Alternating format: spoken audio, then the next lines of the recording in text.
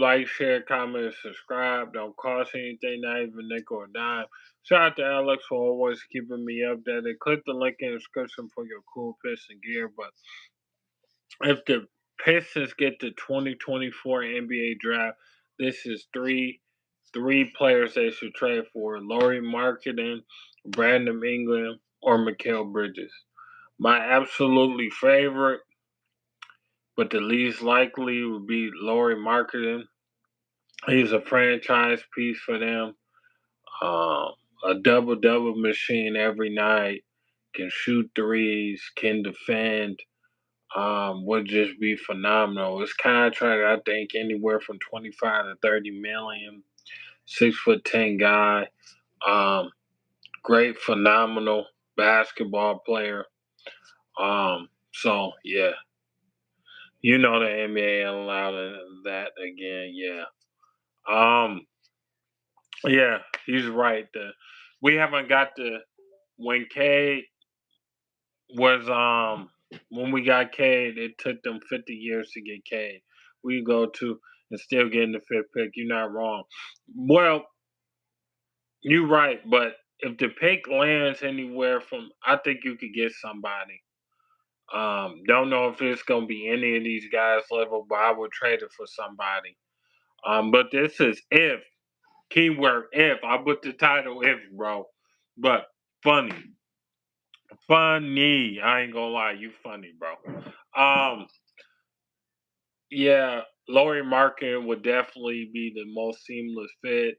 Another one would be Markel Bridges.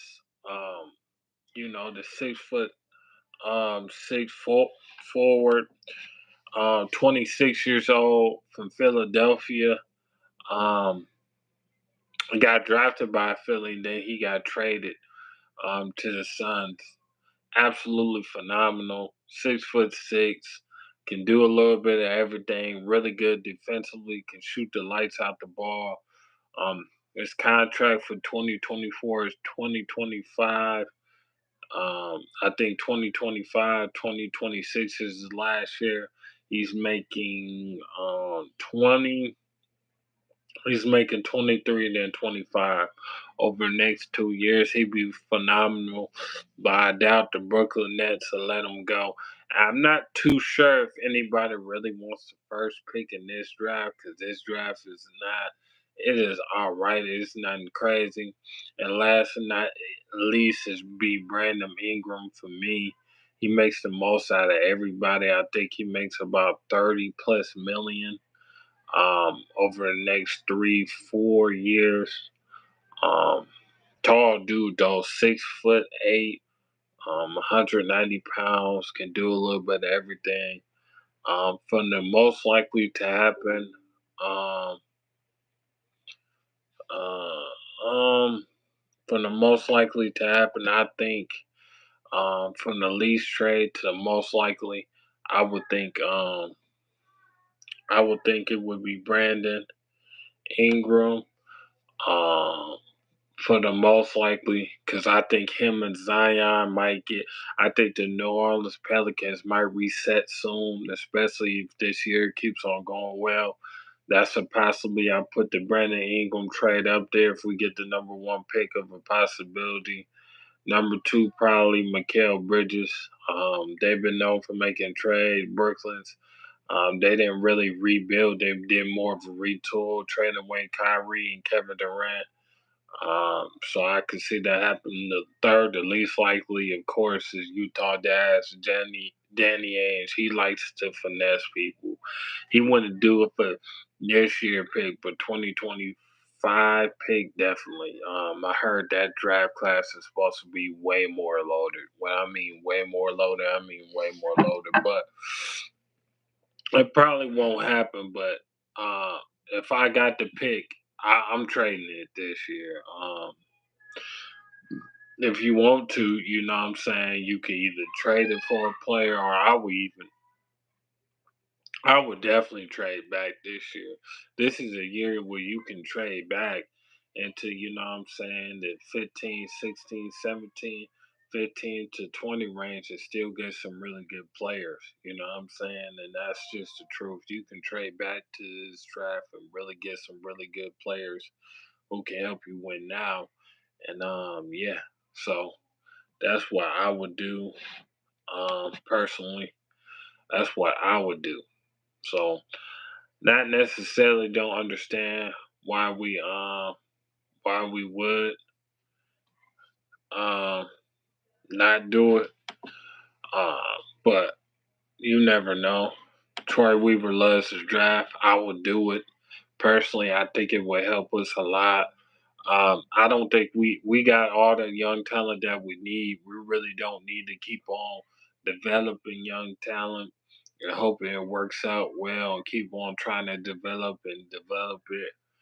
Um, Laurie Marketing, Markel Bridges, and Brandon Ingram is the type of people we need to come in right away and contribute. Even though the NBA always be doing us dirty in this, they need to go ahead and give us enough. But they would give us a number one pick. It would be a draft like this instead of next year, which is crazy. You know, they do stuff like that, but it is what it is. Um, I like it. I personally would do it, but I don't know if many people would have the guts for it. I don't think Troy Weaver would do it. You never really know. It's really up to him if he would do it or not. If he would think about it. I don't think he would though, because I don't think it's personally would fit us or fit the system that we need to. I don't think it's a lot. There's not really. We need more than anything. We need a lot of shooters, and ain't really a lot of shooters in this upcoming NBA draft. So that's just in my personal opinion. Um, I don't know how many shooters there is, but I don't think it's a lot. I personally wish it was more than it was, but it is what it is. I'm okay with trading for either one of these three guys if we land the number one pick. Um, Personally, but you really never know how it's gonna turn out. I think it's still some freshmen who ain't really proved themselves yet in this draft that might make some buzz soon. But right now, it's looking like you can get a whole bunch of stars and role players in the draft. I don't really see no superstars or even all stars in this draft, but maybe I'm tweaking. But I think it's got some good depth, though. I definitely do.